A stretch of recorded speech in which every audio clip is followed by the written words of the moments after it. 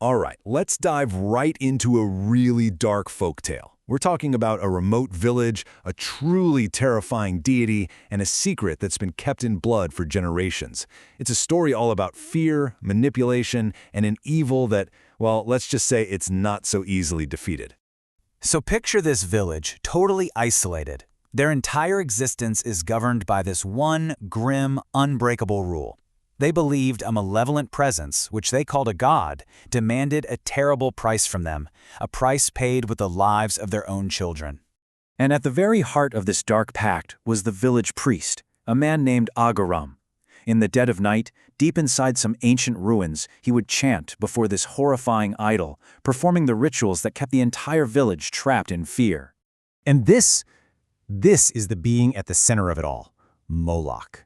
To the villagers, this was no mere statue. They were convinced it held absolute power over them, that he could either grant them a bountiful harvest or just as easily unleash a devastating plague.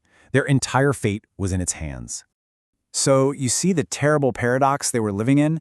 They truly believed that their survival, their health, their crops, all of it depended on this unspeakable act.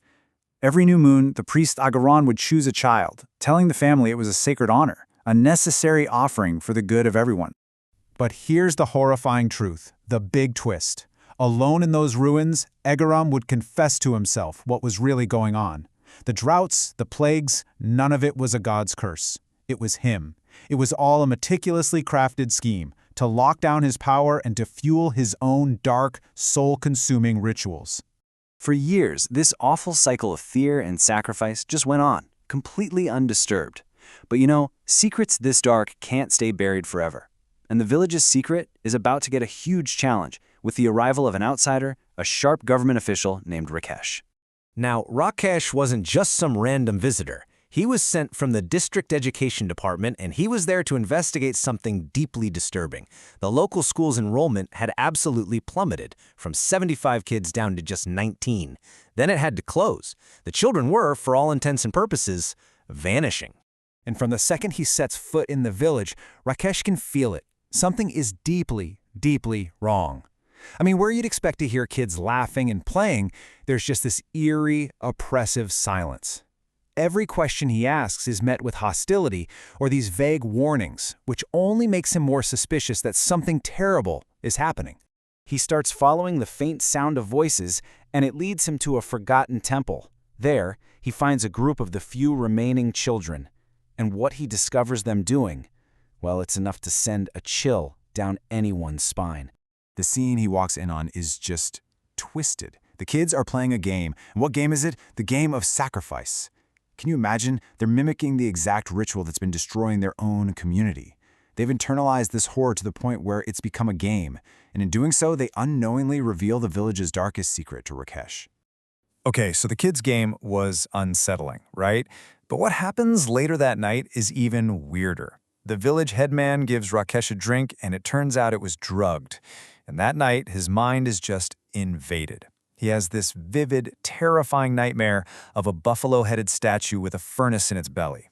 It's the image of Moloch, a statue he has never actually seen before. He jolts awake in a cold sweat, that nightmare still burning in his mind. And then he sees it, a real fire flickering in the distance.